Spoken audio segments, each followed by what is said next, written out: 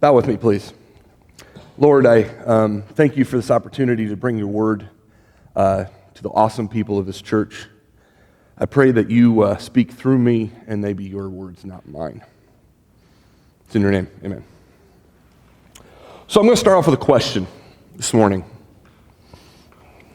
It's a question I'm sure all of you have heard before. It's a question we ask a lot. What do you want to be?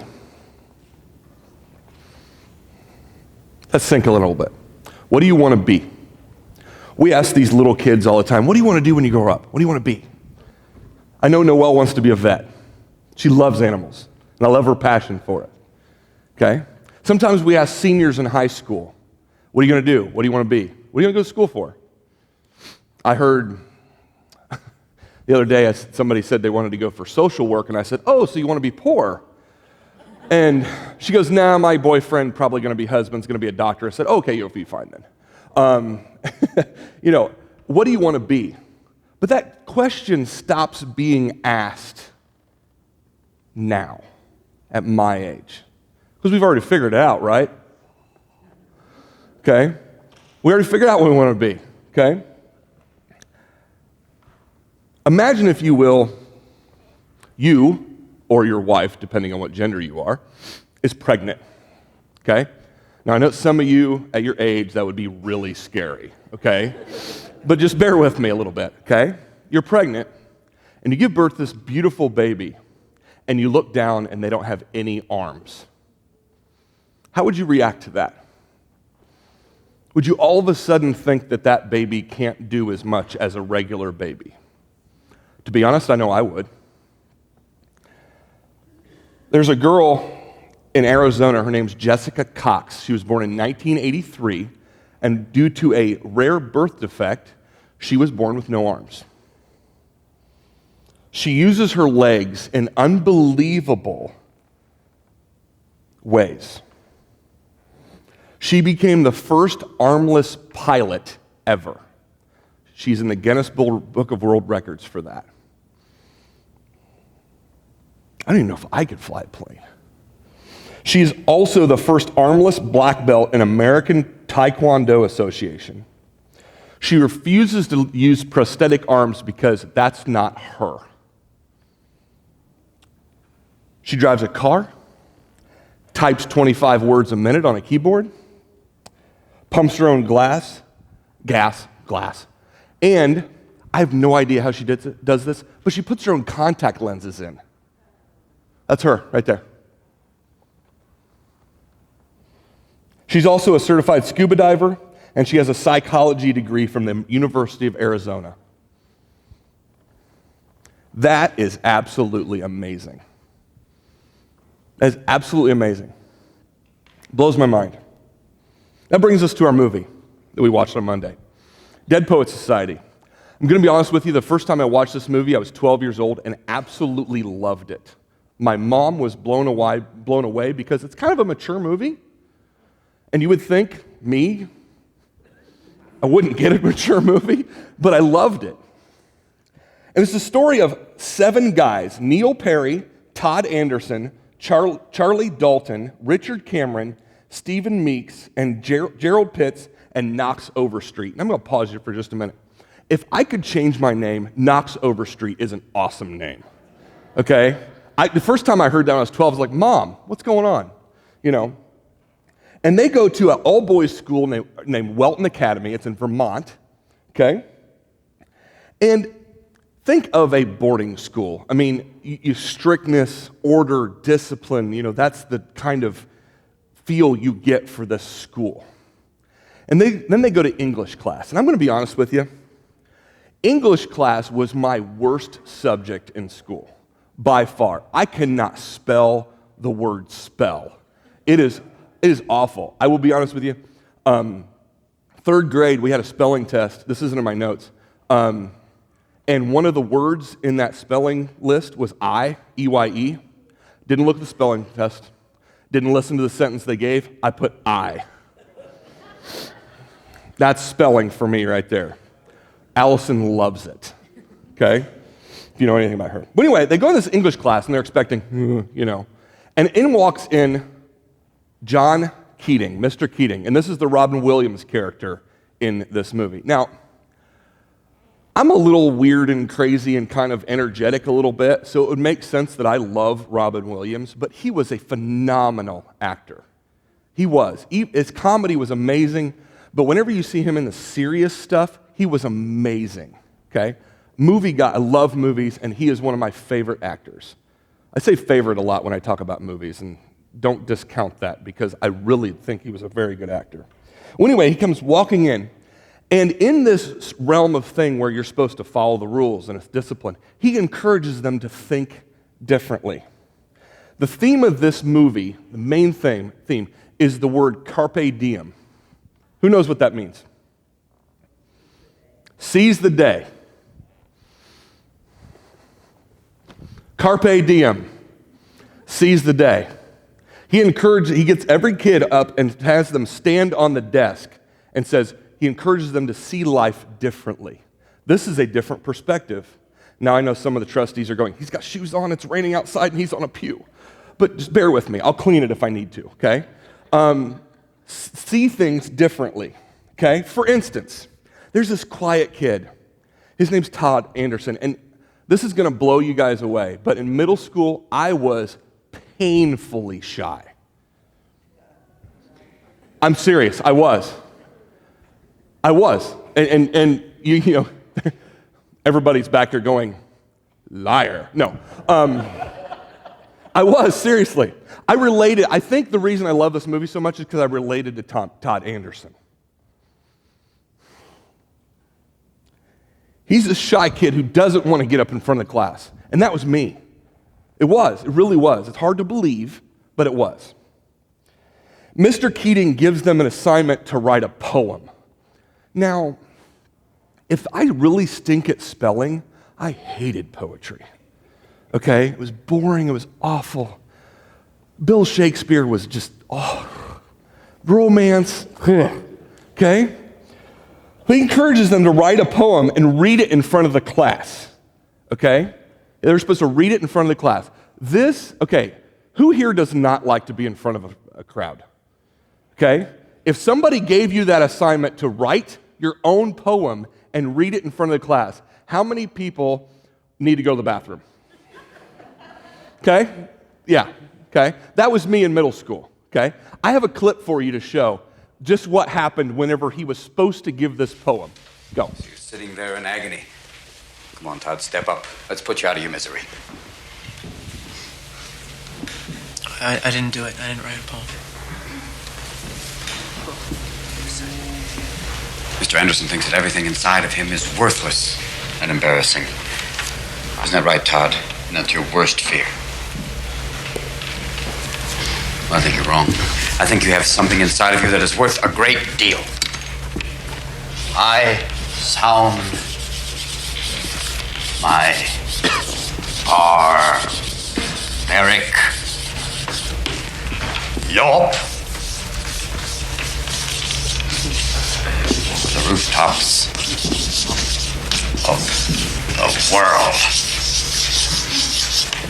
W. Uncle Walt again.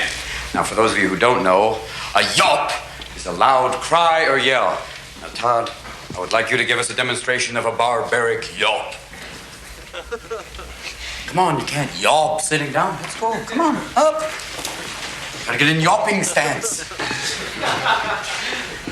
A yelp. No, not just a yelp. A barbaric yelp. Yelp. Come on, louder. Yelp. Oh, that's a mouse. Come on, louder. Yelp. Oh, good God, boy, yell like that. There it is.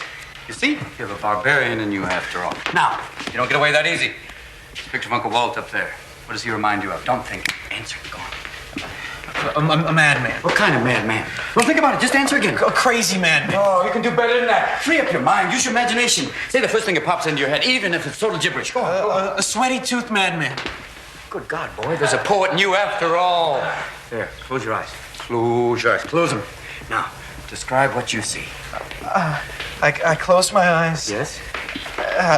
And this image floats beside me. Sweaty-toothed madman. A sweaty-toothed madman with a stare that pounds my brain. Oh, that's excellent. Now give him action. Make him do something. His hands reach out and choke me. That's wonderful, wonderful. And all the time he's mumbling. What's he mumbling? Mumbling truth. Truth like a blanket that always leaves your feet cold. Forget them. Stay with the blanket. Tell me about that blanket. You push it, stretch it, it'll never be enough. You kick at it, beat it, it'll never cover any of us. From the moment we enter crying to the moment we leave dying, it'll just cover your face as you wail and cry and scream.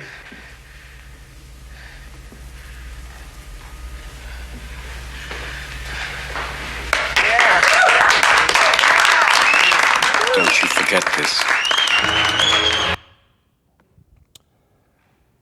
I have watched that clip 4 times this week and I can't get through it.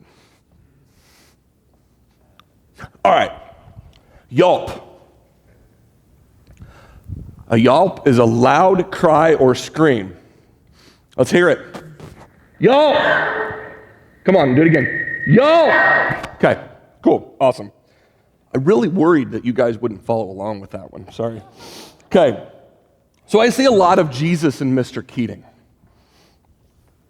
He inspires these boys to see, breathe, hope, love more than they ever could before. I know Jesus did that for me. If he wouldn't have, I would not be standing here. Not because it's church, because I would not be in front of people.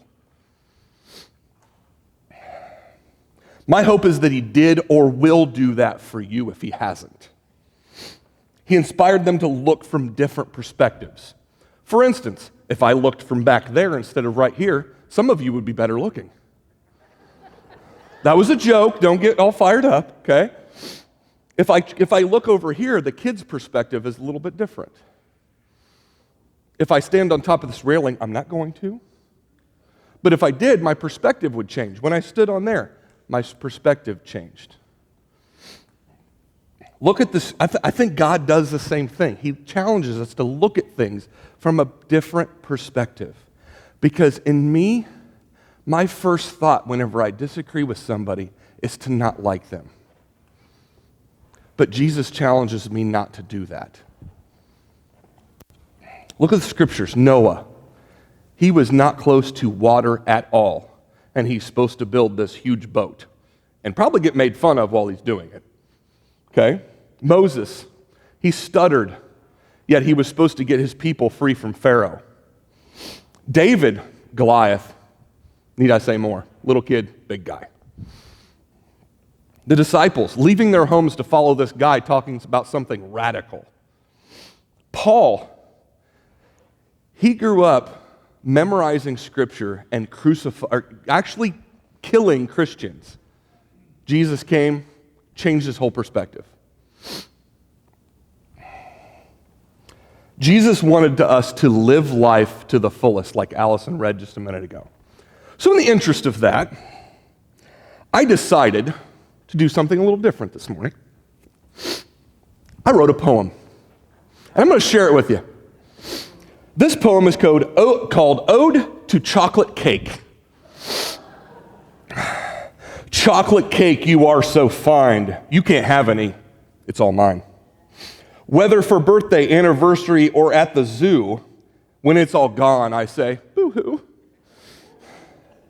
There is no more. I need my keys so I can go get some more. Please? Chocolate cake, you taste so good. I could eat more, only if I could. Chocolate cake, you are so delicious. Now, kids, go do the dishes.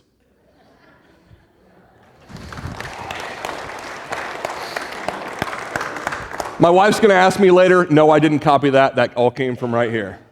Okay? And by the way, what inspired that, they're not even here this morning.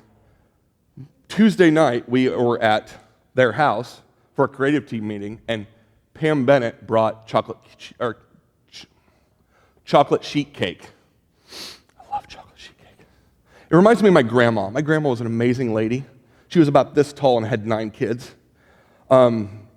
She always kept my favorite pop in the fridge. She had like 20 million grandkids, but she had my favorite pop in the fridge. Now, it probably was somebody else's too, but I felt loved by her. She knew how to showed Jesus' love to me. Anyway, side note, okay? So what does it look like for you to live life to the fullest? Because that's the reason Jesus came, right? That's what it said. Maybe there's a person that you want to reach out to. Maybe there's a place you want to visit. Maybe you want to make a difference in somebody else's life. Maybe civic theater. For those of you who raised your hand earlier whenever I said getting in front of a crowd, you know. Maybe you want to volunteer in an awesome youth group in your own church. That did not get the laughter I thought it would. Whatever it is not too late. Okay, here you go. This story, okay. I know this isn't very church-like, but I love metal music. I don't know why, I just do. It's screamo and it's nasty and it's awful, and you guys probably look at me like I'm crazy, but I love it. I don't know why. So there's a story. This happened almost a year ago, August 3rd, 2018, in Germany. Two elderly gentlemen broke out of their own nursing home, went to the Wacken Open Air Festival, the world's largest metal music festival, and rocked out. I have no idea how old they were, but they were in a nursing home. That's awesome. They looked at it and went, yeah, we're old, but I want to go to this. And my favorite line in the news story was, they were found disoriented, but they didn't want to leave. I thought that was kind of awesome. I thought that was amazing. If you haven't figured this out, my passion is youth in this world. I want to inspire them like Mr. Keating inspired those boys in that movie. I want to be so full of life for Jesus, that people say, I want what he has. That is what I want my legacy to be. And I don't care how old I get to be before I get called home. That's what I want to do. Have a little disclaimer here. Sometimes whenever we think about living life to the fullest, we think, throw abandonment to the wind and go do whatever you want to do. That's not what I'm saying. We all have responsibilities. For instance, I have always wanted a brand new Shelby GT500 Mustang. 700 horsepower, 200 miles an hour. Might meet Jesus doing that. Yelp indeed, okay? In the mortal words of Tim the Tool Man Taylor, okay? But those things are about $70,000. And for a guy who has a family and his only income's right here, I would have that car about a month before it'd get repoed. Okay? It'd be a fun month, but still, it'd be a month. So basically what I'm saying is, don't be dumb about this. Okay? And the other thing I want you to know is this, is the thing that you're looking to do may have trials. It may. I'm going to be honest with you, not every kid that I try to talk to talks to me back. Not all the sixth graders take showers. The youth room kind of stinks sometimes. That's why those little warmer things are in there, okay? Just because it's your passion doesn't mean there isn't going to be something tough in it. But still do it. And I don't care. It's never too late. Leave your mark. William Wallace in the movie Braveheart said, "Every man dies, but not every man really lives." We, followers of Jesus, were made to live. There's a poem, and trust me, I'm not a big poem guy, okay? But I'm going to read two of them. The one I wrote, this one's better, okay? He reads this to inspire these kids. This poem's called "O Me, O Life" by Walt Whitman. O me, O life, the question of these recurring, of the endless trains of faithless, of cities filled with the foolish, of myself forever reproaching myself, for who more foolish than I, and who more faithless? Of eyes that vanity crave the light, of the object's mean of the struggle ever renewed, of poor results of all, of plodding and sordid crowds I see around me, of the emptiness and uselessness years of the rest, with the rest me intertwined. The question, O me, so sad, recurring, what good aim these, O me, O life? The answer? That you are here, that life exists in identity, and the power play goes on, and that you may contribute a verse. I'm going to say that last line again. And that the power play goes on, and that you may contribute a verse. The question I'm going to leave with you this morning is this: what verse will you be?